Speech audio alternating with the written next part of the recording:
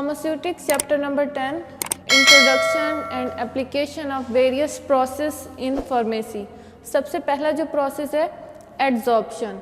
Adsorption का मतलब होता है डेपोजिशन ऑन सरफेस ओनली, यानी कि सरफेस के ऊपर आके अटैच होना है पार्टिकल्स ने, इसको हम क्या कहेंगे adsorption.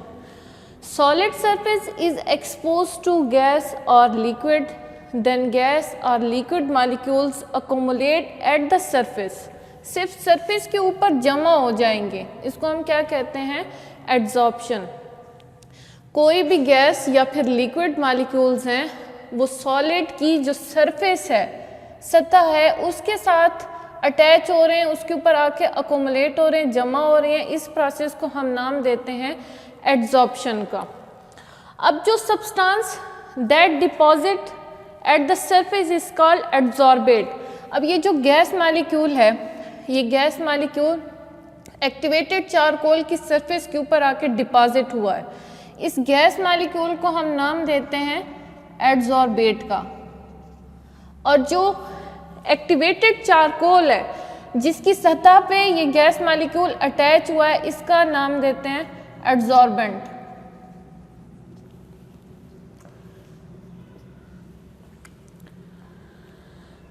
And the solid whose surface the adsorption occur is called adsorbent। ये एक्टिवेटेड चारकोल सॉलिड है जिसकी सरफेस के ऊपर एड्जॉर्प्शन का अमल हुआ है, गैस मॉलिक्यूल या फिर लिक्विड मॉलिक्यूल इसकी सरफेस के साथ आकर अटैच हुए हैं, इसको हम कहते हैं एड्जॉर्बेंट, और gas molecule adsorbate.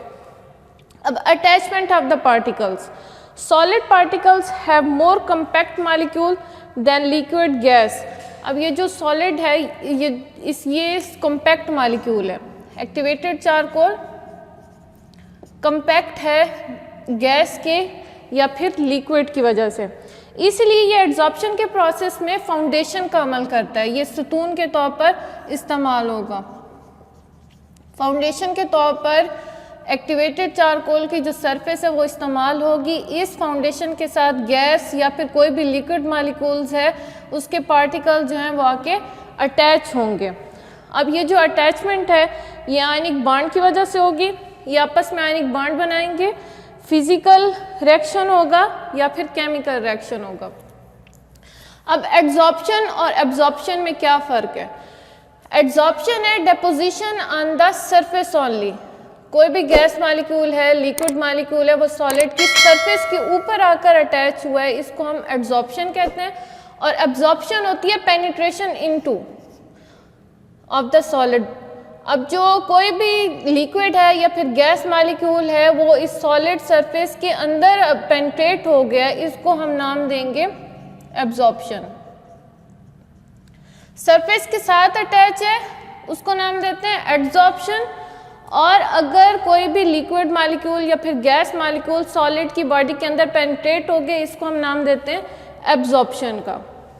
Types of adsorption, adsorption की दो टाइप्स हैं, पहली है फिजिकल और दूसरी केमिकल एड्जॉर्प्शन। अब जो फिजिकल एड्जॉर्प्शन है इसमें लिक्विड या फिर गैस मॉलिक्यूल्स जो हैं वो सॉलिड के साथ फिजिकली इंटरेक्ट होंगे, जैसे कि बहुत सारी ड्रग्स जो हैं वो GIT या फिर स्किन से फिजिकली एड्जॉर्ब होती हैं।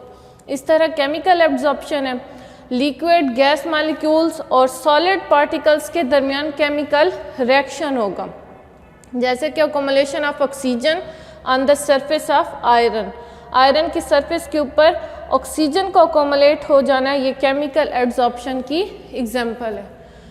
फैक्टर अफेक्टिंग एड्जॉर्प्शंस, पहला फैक्टर है सरफेस एरिया।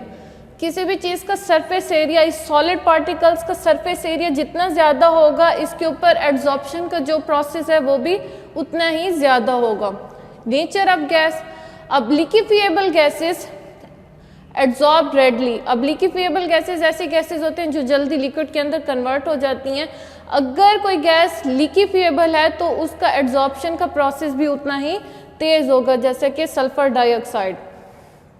टेम्परेचर हम इंक्रीज करेंगे तो एड्जॉर्प्शन का प्रोसेस डिक्रीज हो जाएगा। एप्लीकेशंस हैं, अब एड्जॉर्प्शन प्रोसेस की कौन कौन सी एप्लीकेशंस हैं? ये mechanism of absorption through skin and GIT, बहुत सारी जो दवाइयाँ हैं वो स्किन और जीआईटी से एब्जॉर्प्शन के प्रोसेस के ज़रिए एब्जॉर्ब होती हैं। और ये मैकेनिज़्म ऑफ एंटीडॉट्स है। एंटीडॉट्स जो कि जहर के असर को ख़त्म करने के लिए इस्तेमाल करते हैं, ये उनका मैकेनिज़्म है। जैसे कि अगर किसी ने कोई जहर खा लिया है तो फिर हम उसको एक्टिवेटेड चारकोल देते हैं। एक्टिवेटेड चारकोल अगर स्टमक के अंदर कोई जहर मौजूद है तो उसको अपने सरफेस के ऊपर एब्जॉर्ब कर लेगा और जिस्म के अंदर एब्जॉर्ब नहीं होने देगा, ब्लड के अंदर शामिल नहीं होने देगा। इसी तरह अगर हमारे स्टमक के अंदर एसिड जो है वो ज़्यादा मिकदार में मौजूद है तो ये उसको भी रिमूव करने के लिए इस्तेमाल करते हैं। इस तरह एटमॉस्फेयर के अंदर पॉइजनस गैसेस, जहरीली गैसें मौजूद हैं हमारे एटमॉस्फेयर के अंदर, तो ये उसको भी रिमूव करने के लिए इस्तेमाल करते हैं।